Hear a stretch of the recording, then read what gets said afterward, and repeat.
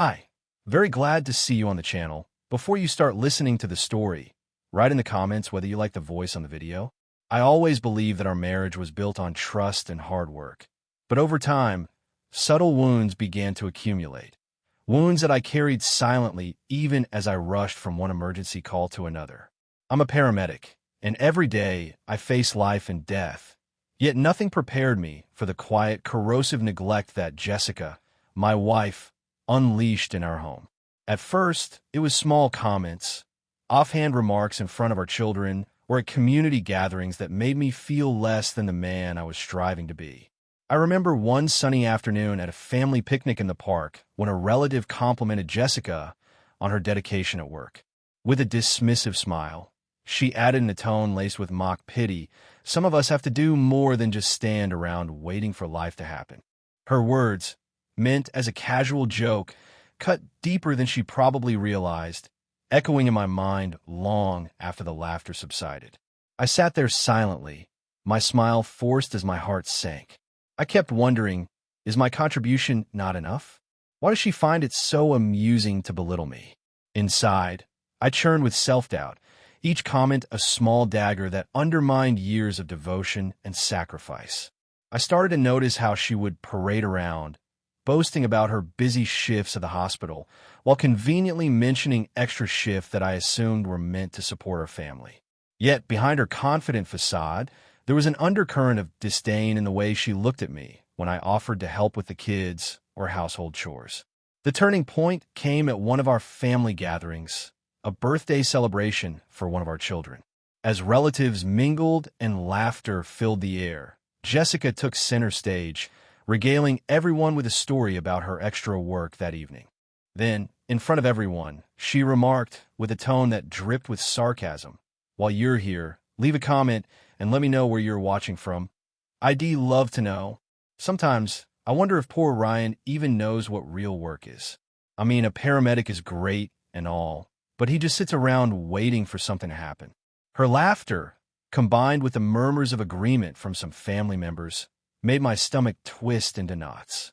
I felt a burning humiliation that reached every corner of my being.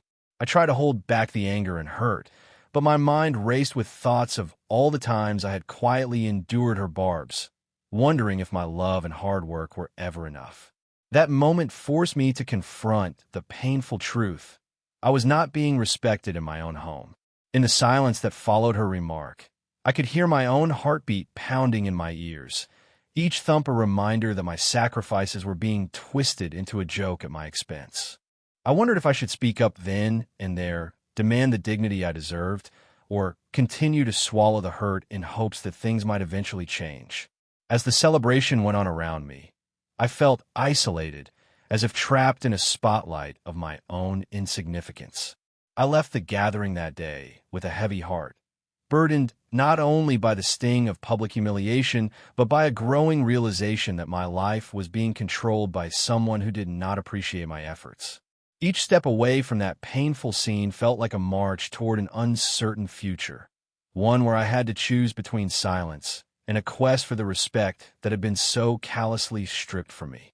I arrived at the dinner party with a mix of apprehension and hope, thinking that among close friends I might finally feel seen for who I truly am rather than the punching bag I had become. The atmosphere in the warmly lit dining room was congenial at first, with laughter mingling with the clink of glasses and friendly banter that usually brought comfort after long, exhausting shifts. But it didn't take long for Jessica to take center stage. Her charm turned into a weapon that sliced through the air. As our friends gathered around the table, she began recounting a story about our recent weekend at the hospital, a tale she spun to highlight her selfless dedication while casting me as a bumbling, incompetent paramedic who barely managed to answer a call. "Ryan," she drawled with a mocking smile, "I sometimes wonder if he even remembers how to check a pulse. Maybe you should stick to carrying the coffee instead of saving lives." The room fell silent for a split second before a ripple of laughter spread among our friends. I felt my face burn, my heart pounding so loudly I could almost hear it. I tried to force a laugh, desperate to hide the growing storm of humiliation and self-doubt that threatened to overwhelm me. Yet inside, Every cruel word felt like a reminder of my inadequacy, each jab chipping away at the pride I had built over years of hard work and sacrifice.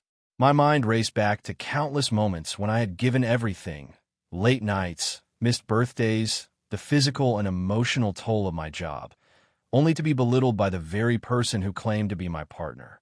As the night wore on, Jessica's comments grew sharper. When a friend raised a toast to dedication, she interjected with a laugh that sounded too rehearsed. Here's to Jessica, who actually works extra shifts, and poor Ryan, who just stands around waiting for something to happen. The laughter that followed was a chorus of betrayal, echoing my inner torment. I sat there, frozen, feeling every laugh and whispered comment like a personal indictment. In that charged moment, the weight of my sacrifices, the silent endurance of daily slights, and the mounting evidence of a crumbling marriage coalesced into a breaking point. I could no longer endure the relentless mockery. "I'm not your accessory, Jessica," I finally burst out, my voice trembling but resolute as I stood up. "I'm a man who has given his all, and your constant ridicule has turned my efforts into a joke." For an instant, the room was shrouded in stunned silence. Jessica's smile faltered as our friends exchanged uneasy glances, unsure how to react. The silence that followed was thick with tension, an electric pause where the reality of my pain and frustration could no longer be ignored. I looked around the table, trying to find any sign of understanding or support in the eyes of those I once trusted. My heart pounded in a mix of defiance and sorrow. "Every time you belittle me, you chip away at the very foundation of our partnership," I continued, my voice steadier now as I bared the truth I had kept hidden for far too long. "I have worked hard every day, not just to save lives, but to build a home filled with respect. And tonight, you've turned our home into a stage for your cruelty." Jessica's face flushed with anger and hurt as she tried to form a retort, but the damage was done. The table remained silent, the friends around us caught between shock and discomfort. In that moment, as I stood there and faced the consequences of years of silent suffering, I realized that my sacrifices had been twisted into a tool for ridicule, and that I no longer had the strength to let it continue. I slowly sank back into my seat, a heavy mix of relief and despair coursing through me. The room, once filled with jovial chatter, now resonated with an oppressive quiet that marked the turning point of our fractured marriage.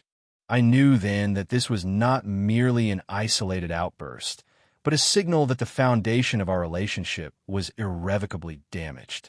I spent a quiet Saturday afternoon tidying up the house, trying to distract myself from the bitter memories of that dinner party, when I noticed something peculiar tucked away behind a stack of old magazines in the study. As I pulled aside the clutter, my hand brushed against a small, ornately carved wooden box that I'd never seen before. My heart skipped a beat as I hesitated, unsure whether to open it. With trembling fingers, I slowly lifted the lid, revealing an expensive-looking watch nestled on a bed of dark velvet. The watch gleamed under the soft light, its design far too refined for the modest life we led. In that moment, a cold realization began to seep into my thoughts. I recalled the countless times Jessica had claimed to be picking up extra shifts at the hospital, a reason for her frequent absences, and now I wondered if those stories were merely a convenient cover. I sat there in stunned silence, the watch clutched in my hand, as my mind raced with questions. Could it be that this gift was not meant for me? Did she receive it from someone else? A sinking feeling of betrayal crept over me, mingling with anger and disbelief. I retraced recent memories, the secretive glances, the hushed phone calls when I wasn't around, and the subtle hints that her extra shifts might be a ruse. The evidence, though circumstantial, was beginning to paint a damning picture. My thoughts churned, and I felt a mix of grief and indignation. How could someone I loved so dearly undermine our life together? I paced back and forth, trying to process the implications of what I had found. The luxury of the watch was a stark contrast to our reality, and its presence in our home was a silent admission of deceit. Unable to contain the rising storm inside me, I muttered under my breath, "What have you been hiding, Jessica?" I knew I couldn't confront her impulsively. Instead, I resolved to gather more indisputable evidence. My mind shifted into a state of cold calculation, each beat of my heart fueling a determination to uncover the truth. That evening, after putting the watch back in its box, I sat down at my desk and began combing through her financial records and her work schedules, seeking any discrepancies that might corroborate my suspicions. I recalled a vague memory of seeing her scrolling through something on her phone late at night. Her face lit up with an excitement that I had never seen before. The pieces of the puzzle were slowly coming together. I realized that her casual stories about extra shifts at the hospital might have been nothing more than a cover for a clandestine life, one where she transformed into someone else in the evenings. The thought filled me with a profound sense of betrayal. I thought of the sacrifices I had made as a husband and a provider, only to be met with deception and disrespect. As my emotions swirled, I decided that gathering proof was imperative. I resolved to document every oddity, every unexplained expense, every phone call after midnight, and to monitor her movements discreetly. I whispered to myself, I won't be made a fool of any longer. Determined, I began setting up a secure file on my computer to archive any digital evidence, from credit card statements to text message screenshots. I even considered the idea of installing a discreet tracker on her car to log her whereabouts. Every detail mattered, and I was ready to collect them all. I ended the night with a heavy heart but a clear resolve. I would no longer be the passive victim of Jessica's hidden betrayals.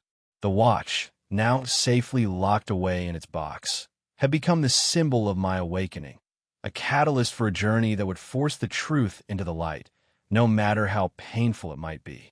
I spent sleepless nights plotting my next move, the sting of Jessica's betrayal fueling a transformation within me from a silent sufferer to a man determined to reclaim his dignity.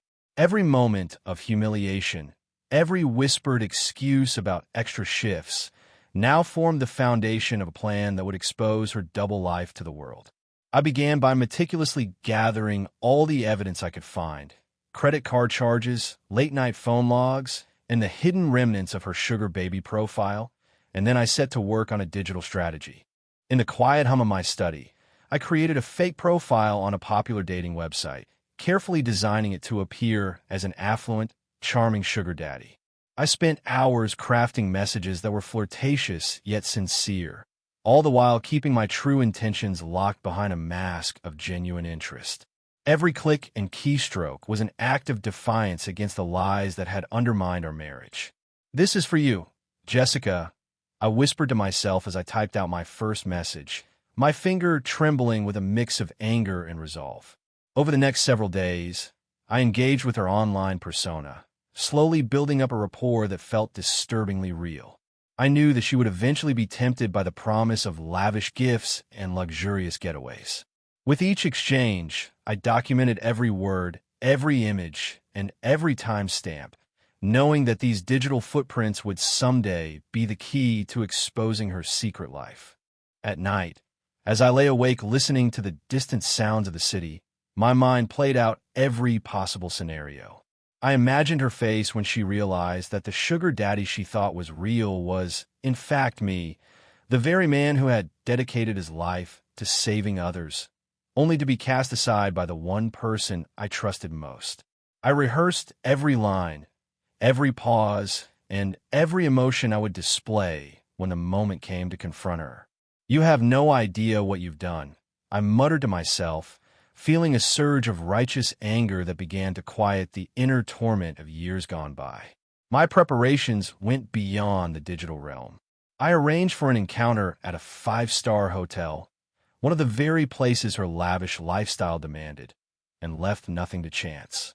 I coordinated every detail: the reservation under a pseudonym, the impeccable timing that would guarantee privacy, and even the subtle placement of recording devices that would capture every moment of our confrontation. As the day of the arranged date approached, a mixture of anticipation and dread churned inside me. Every minute brought me closer to the moment when the truth would no longer be hidden behind false promises. I meticulously reviewed the evidence one last time, ensuring that nothing could be denied. I even created a folder on my laptop labeled Final Justice, where every screenshot and document was stored, a digital testament to the betrayal that had cost me so much. On the eve of the confrontation, I took a long walk under the cold, indifferent glow of streetlights, pondering the gravity of the life I was about to dismantle. I recalled all the times Jessica had belittled me, each insult now a stepping stone toward this final act of defiance. "I won't let your lies destroy who I am," I repeated quietly, each word solidifying my resolve. As dawn approached, I returned to my study, ready to execute my plan with the precision of a man who had nothing left to lose. My heart pounded not with fear, but with a determined clarity, a promise to myself that I would no longer be the silent victim of a crumbling marriage built on deceit. The plan was set, and with every carefully planned message and every hidden detail, I felt a fierce power surge within me. In that moment, I knew that when the time came, the truth would be undeniable, and I would finally reclaim the life and respect that had been so callously stripped away. I arrived at the hotel suite with a pounding heart and a mind steeled for confrontation, every step echoing the culmination of months of silent suffering and meticulous planning. The grandeur of the five-star lobby, with its marble floors and soft classical music, felt surreal as I made my way to the reserved suite. Every detail had been arranged to perfection. A table set for two, ambient lighting that softened the edges of the lavish decor, and on the table lay not only a bottle of aged wine, but also a folder filled with divorce papers and countless screenshots of Jessica's sugar baby profile, the damning evidence of her secret life. I took a deep breath and tried to steady my shaking hands, the weight of the truth driving me forward. As I waited, memories of endless nights of doubt and the sting of public humiliation resurfaced. I recalled the credit card charge for that five-star hotel, the message notifications that I had painstakingly saved, each digital breadcrumb leading me closer to this fateful moment. The door swung open, and there she stood, Jessica, dressed impeccably as if she were on her way to another one of her clandestine meetings. Her eyes widened in surprise, and for a split second, the facade of confidence she wore faltered. I rose slowly from my chair, every movement deliberate as I closed the distance between us. The room, bathed in soft golden light, became an arena where every emotion was laid bare. "I knew you'd come," she stammered, her voice a mix of shock and something I couldn't quite place. Fear, perhaps, or the weight of guilt. I fixed her with a steady gaze, my voice calm, but edged with the pain of betrayal. "Jessica, I'm not here for casual conversation. I'm here because I finally know the truth. All those extra shifts you boasted about, the credit card charges, the late-night messages, I have every detail documented." Her eyes darted to the folder on the table and then back to mine, the realization crashing over her like a tidal wave. "Ryan, what are you saying?" she whispered, her tone trembling as she searched for an escape from the inevitable. "I'm saying that your lies are over," I replied firmly, opening the folder and sliding it toward her. "This is the record of every secret rendezvous, every conversation you had with strangers on that dating site. I created a profile just to see if I could reach you, and I did. I've seen your entire sugar baby profile, Jessica. I've seen the messages, the photos, the promises you made to someone who isn't me." A heavy silence fell over the room, punctuated only by the distant hum of the air conditioner and the quiet clink of a wine glass set on the table.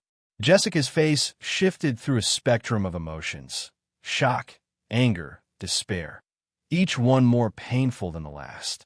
I continued, "I trusted you with everything. I dedicated my life to protecting others, believing that you, too, would be there for our family. But you chose a different path, one that involved deception and betrayal." Her eyes welled with tears, and for a moment, the fierce woman I had once admired seemed to crumble before me. I never meant for it to go this far," she pleaded, her voice barely audible. "I don't want excuses," I said quietly, my tone resolute. "I want the truth, and I have it all right here." I tapped on the folder, the weight of every painful memory resonating in that simple gesture. This isn't just about a few extra shifts. It's about the life we built on lies. I'm done being your backup plan, your afterthought. The room felt suffocating as the implications of my words sank in. Jessica reached out as if to bridge the distance between us, but I stepped back, my resolve unyielding. "I'm leaving, Jessica," I said, my voice steadier than I felt. "I've gathered enough evidence to end this marriage for good. Consider this your wake-up call. No more secrets, no more lies." In that charged moment, every silent tear and every unsaid word of hurt converged into one final act of defiance. I turned away from her, the folder still in hand, and walked out of the suite into the cool night, each step marking the beginning of my journey toward reclaiming my dignity and forging a future free from betrayal. I drove home with the bitter aftertaste of victory still fresh on my tongue, yet my mind was a whirlwind of conflicting emotions. The cool night air did little to soothe the storm raging inside me. I had just walked away from a hotel suite where every secret Jessica had carefully hidden was laid bare, and now the weight of that revelation pressed down on me as I returned to a home that no longer felt like a sanctuary. The front door creaked open, and before I could settle my thoughts, Jessica burst into the foyer, her eyes blazing with fury and desperation. The sight of her, disheveled and trembling, ignited an immediate tension that electrified the air between us. "Ryan, what the hell did you do?" she demanded, her voice cracking with a mix of anger and hurt as she took a step toward me. I stood tall, the folder of evidence still clutched tightly in my hand, each piece a testament to the betrayal that had ruined our lives. "I did what I had to do, Jessica. I exposed the truth," I replied steadily, though every word carried the weight of my shattered trust. Her face contorted in disbelief, and she moved closer, her tone turning accusatory. "You're twisting everything. You made a scene out there, and now you're trying to ruin me." I took a deep breath, feeling my resolve harden with every second that passed. "No, I'm not twisting anything. I've simply let the facts speak for themselves. You lied to me about those extra shifts, about working overtime at the hospital. Instead, you were busy living a double life, being a sugar baby for rich men who treated you like a disposable commodity." Jessica's eyes widened, and for a moment, the bravado faltered in her gaze. "I did it for us, for the money, to help make ends meet," she stammered, trying to mask her panic with feigned indifference. I shook my head, my voice growing colder. "Don't give me that excuse. Every lie, every deceitful act has built up into a mountain of betrayal that I can no longer ignore." She lunged forward as if to grab my arm, her desperation palpable. "Ryan, please, think about the kids. I need you. We can work this out, just like we always have." Her plea, meant to tether me to a life that no longer existed, fell on deaf ears. I stepped back, distancing myself from the person who had shattered my trust. The kids deserve a home built on honesty, not one crumbling under deception. I won't be manipulated by guilt or desperate pleas anymore. Jessica's face flushed with anger and despair as she tried another tactic. "You're abandoning our family over a misunderstanding. Can't you see him hurting too?" I paused, the silence hanging heavy between us as I searched her eyes for any sign of the woman I once loved. But all I saw was a reflection of the betrayal, a person who had willingly traded our shared life for fleeting luxuries and empty promises. "I'm not the one hurting here, Jessica. I've sacrificed everything, my time, my energy, my trust, for a partnership that turned out to be nothing more than a lie. I refuse to continue living in a home where disrespect and deceit are the norms." Her eyes glistened with unshed tears, and for a moment, vulnerability broke through the anger. Yet even that failed to soften the truth I had come to accept. "I never wanted it to be like this," she whispered, her voice barely audible. I took a deep breath, feeling both the relief and the sorrow of a final farewell. "I never wanted to hurt you either, but I can't let this continue. I deserve to be with someone who values honesty and respects me." The finality in my voice was unmistakable. Without another word, I gathered my few belongings, a faded photograph, a couple of mementos from happier times, and stepped toward the door. Every step felt like a small liberation, a departure from the toxic environment that had long eroded my spirit. As I closed the door behind me, the sound resonated like the closing of a painful chapter in my life, and I stepped out into the cool night, determined to embrace the uncertainty of a future defined by truth and self-respect. I walked into the law office with a heavy heart and a resolve that I hadn't known in years, determined to end the cycle of lies and betrayal once and for all. The sterile environment of the conference room, with its polished wood and quiet hum of the air conditioner, contrasted sharply with the chaos of emotions I had endured. I had spent months gathering every shred of evidence: credit card statements, text messages, screenshots of Jessica's sugar baby profile, each piece a testament to the double life she had led. Across the table sat my lawyer, a composed man with kind eyes that seemed to understand the weight of my story without a single word spoken. He began, "Ryan, the evidence you've compiled is overwhelming. We have every detail necessary to prove the deception and breach of trust." His words, delivered in a steady tone, offered a small measure of reassurance that justice was finally within reach. I listened intently as he outlined the next steps: filing for divorce, preparing for mediation, and eventually taking the case to court if necessary. The legal process would be long and arduous, but for the first time in months, I felt the burden of humiliation slowly lifting from my shoulders. In subsequent meetings, I found myself recounting the painful details of our marriage to a panel of mediators and attorneys, my voice gaining strength with every retelling. At one pivotal meeting, seated at a long table surrounded by stern-faced professionals, I presented my evidence with a calm clarity that surprised even me. "I have documented every instance of deception," I stated firmly, my voice resonating in the silent room. "Every extra shift you claimed was a cover, every unauthorized expense. Each one is here, laid out for all to see." A murmur ran through the room as the opposing counsel attempted to frame my case as one of personal vendetta rather than a pursuit of the truth. Jessica sat across from me, her expression shifting between feigned sorrow and indignation as she tried to twist the narrative.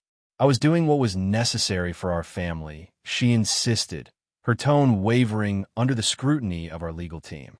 My lawyer interjected smoothly. "The facts, however, tell a different story. Your actions were not for the benefit of the family, but for your own gratification."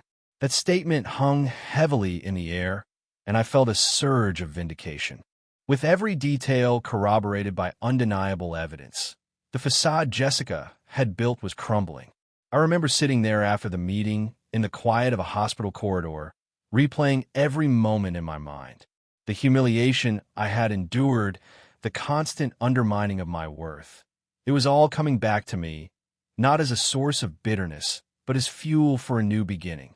I felt empowered by the process of assembling the case, realizing that my perseverance had transformed my pain into proof. In those moments of reflection, I began to see that my decision to gather evidence was not born of revenge alone, but of a deep-seated need for self-respect and accountability. The legal battle was now more than a means to an end. It was a declaration that I would no longer be silenced by deception.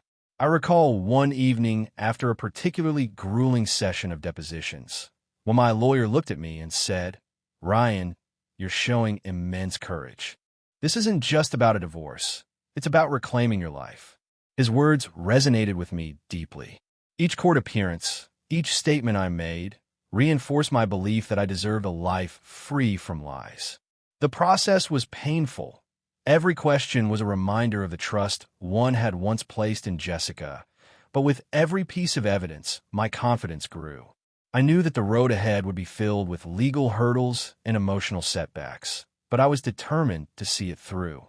I left the meetings with a renewed sense of purpose, holding tightly to the fact that justice was on my side. As I drove home in the quiet night, the documents securely tucked away in my briefcase, I allowed myself a small smile. I was no longer the broken man who had once endured silent humiliation. I was a man reclaiming his dignity, one step at a time. The legal battle had only just begun, but with every piece of truth laid bare, I was convinced that the truth would ultimately prevail, and I would emerge stronger and free. I moved into a modest apartment on a cool autumn morning, the kind of place that, while far from luxurious, promised a fresh start and a sanctuary for rebuilding a life that had been shattered by betrayal. The first rays of sunlight streamed through the worn curtains, and as I unpacked a few boxes, I could almost feel the weight of the past lift with every item I set down. I took comfort in the simplicity of my new surroundings, a quiet street, friendly neighbors, and the promise of anonymity. With each passing day, I immersed myself in work, reconnecting with the passion that had once driven me as a paramedic, now channeled into leadership roles and community projects that reminded me why I had chosen this path in the first place.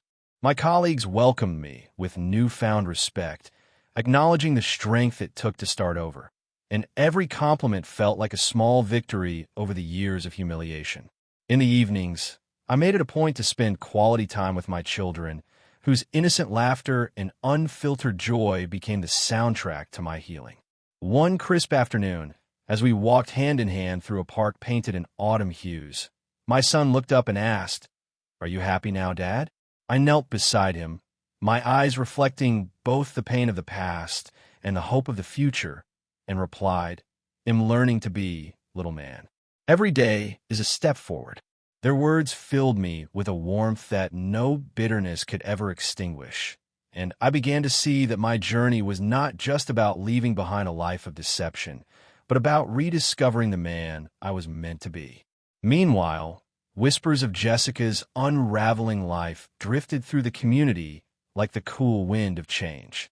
Once celebrated for her charm and dedication as a nurse, the scandal of her secret sugar baby lifestyle had come crashing down, and former colleagues and friends now looked at her with a mixture of pity and disapproval. I would occasionally hear snippets in the grocery store or the local diner, murmurs of how her nursing license was under review and how her luxurious escapades had left her isolated. I never reveled in her downfall.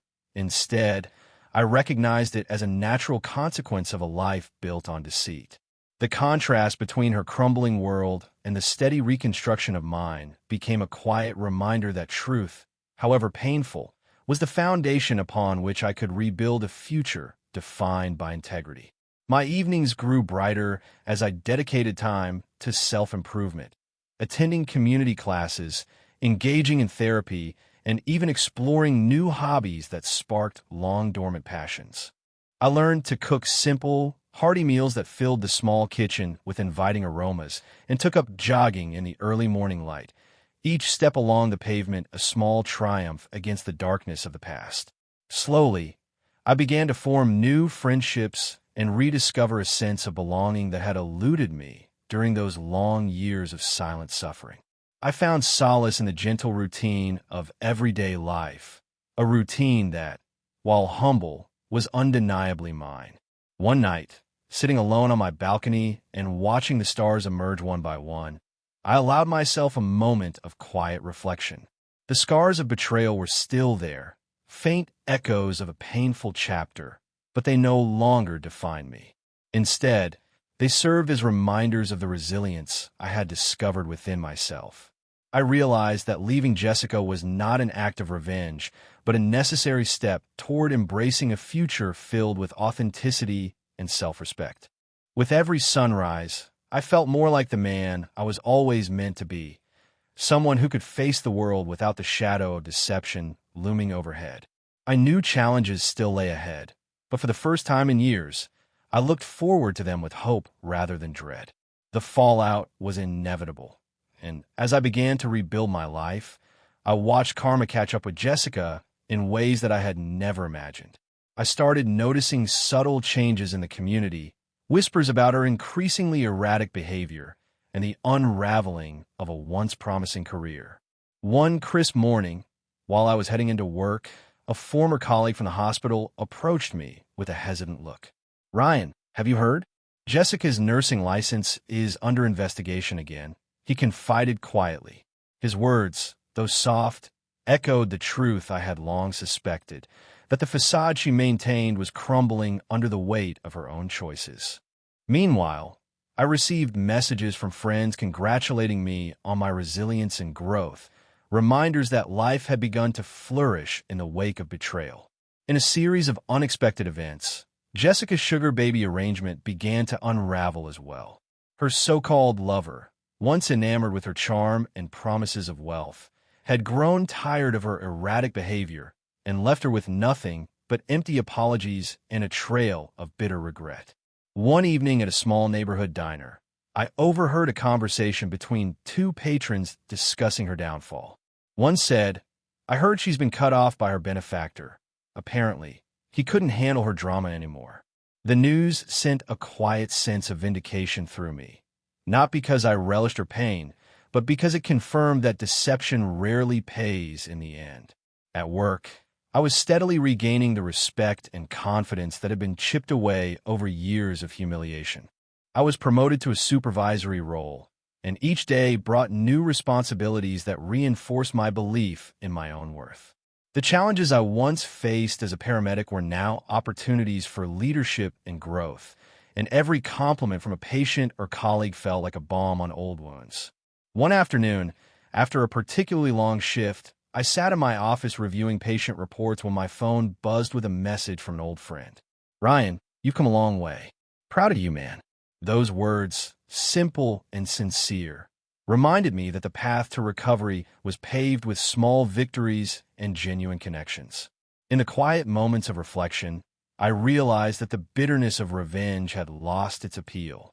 I no longer felt the need to revel in Jessica's downfall, because my life had taken on a brightness all its own. Sitting in the calm of my modest apartment one evening, I looked out the window at the city lights and thought, I don't need to watch her suffer to feel whole. I have my own life now, built on truth and hard-won respect. Even as I heard distant rumors of her isolation, former friends distancing themselves, professional opportunities slipping away, I felt a surprising detachment. I was no longer the man consumed by revenge, but a man who had reclaimed his dignity and found emotional peace. In a rare moment of quiet introspection, I confided in myself, the real victory isn't in her downfall, it's in my rise above the pain. I've learned that true justice comes from living authentically, not from inflicting suffering on others. With each new day, I found my footing a little more firmly, my decisions guided by the wisdom earned through hardship. The struggles I had endured were now the foundation of a future defined by financial stability, professional success, and inner strength. As I walked through the city one brisk evening, the cool air brushing past me, I felt a profound sense of liberation. I no longer carried the heavy burden of past grievances. Instead, I embraced a future where every step was a testament to resilience. In that moment, I realized that the path of truth and integrity had led me to a place where revenge was no longer necessary, because my life was more than enough. I had reclaimed my narrative, and while Jessica's world was collapsing into a series of unfortunate consequences, I was moving forward with a heart unburdened by the weight of her lies. Thank you for listening to the end. I hope you enjoyed it very much. Don't forget to give a like, and tell us in the comments what you would do in such a situation.